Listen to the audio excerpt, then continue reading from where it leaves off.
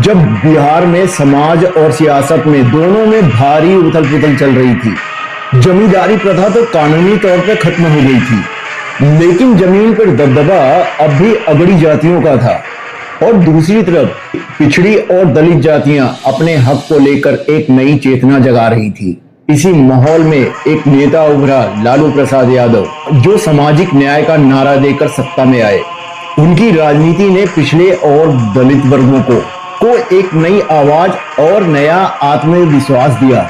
सदियों से दबे कुचे लोगों को लगा कि अब सत्ता में उनकी भी हिस्सेदारी होगी, लेकिन इस बदलाव का दूसरा पहलू भी था।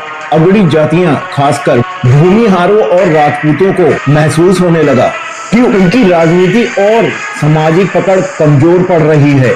इस असुरक्षा की भावना ने जाति तनाव को हवा दे दी। अब ये तनाव सिर्फ भाषणों तक सीमित नहीं रहा, बल्कि धीरे धीरे गांवों और खेतों तक पहुंच गया। जमीन के झगड़े और मजदूरी को लेकर लड़ाइयां अब हिंसक होने लगी थी। इसी दौर में बिहार में जाति सेनाओं का जन्म हुआ। एक तरफ अगड़ी जातियों ने अपना दबदबा बनाए रखने के लिए श्रवण लिबरेशन फ्रंट और बाद में रणवीर सेना जैसे हथियारबंद गुट बनाए, तो दूसरी तरफ पिछड़ी और दलित जातियों के हकों की लड़ाई के नाम पर नक्सली संगठन जैसे माओवादी कम्युनिस्ट सेंटर यानी एमसीसी मजबूत होने लगा। पूरा मध्य बिहार एक तरह से जाति जंग का मैदान बन चुका था।